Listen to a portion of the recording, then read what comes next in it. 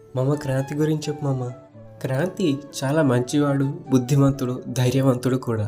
ఆ ముసలావిడ క్రాంతిని పెంచడానికి ఒక చిన్న బడ్డీ కొట్టు లాంటిది పెట్టుకుంటుంది. క్రాంతి ఆ ముసలావిడికి షాప్లో హెల్ప్ చేస్తూ ఉంటాడు.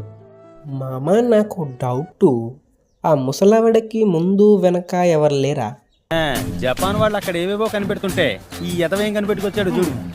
తనకి ఎవ్వరు లేరు, ఎక్కడి నుంచో వచ్చి కొన్ని రోజులుగా అక్కడ ఉంటుంది. ఇప్పుడు క్లారిటీ వచ్చింది. తర్వాత ఒకరోజు క్రాంతి ఆ చాయ్ కొట్టులో గ్లాసులు అవన్నీ కడగడం చూసి ఆ ముసలావిడ ఈ చిన్న వయసులోనే వీడు ఇంత కష్టపడకూడదు అనుకొని దయాన్ చదివే స్కూల్ పక్కనే ఉన్న ఒక గవర్నమెంట్ స్కూల్లో తనని జాయిన్ చేస్తుంది. క్రాంతి స్కూల్లో చదువుకుంటూ బామ్మకి హెల్ప్ చేస్తూ ఉంటాడు.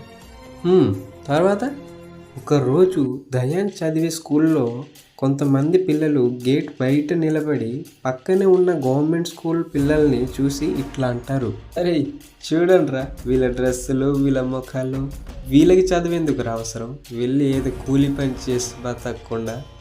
ఇలా చాలా బ్యాడ్గా వాళ్ళ మీద కామెంట్స్ చేస్తూ ఉంటారు.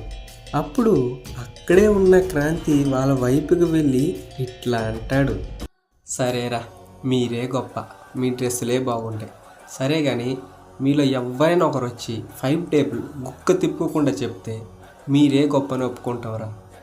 ఎవ్వరు చెప్పలేక తొందర అయిపోతారు. అప్పుడు క్రాంతి వాళ్ళతో ఇట్లా అంటాడు, ఇది మీ చదువు, వేసుకునే బట్టలకి చదువుకి లింక్ పెడతారేంట్రా పోరంబోకులారా.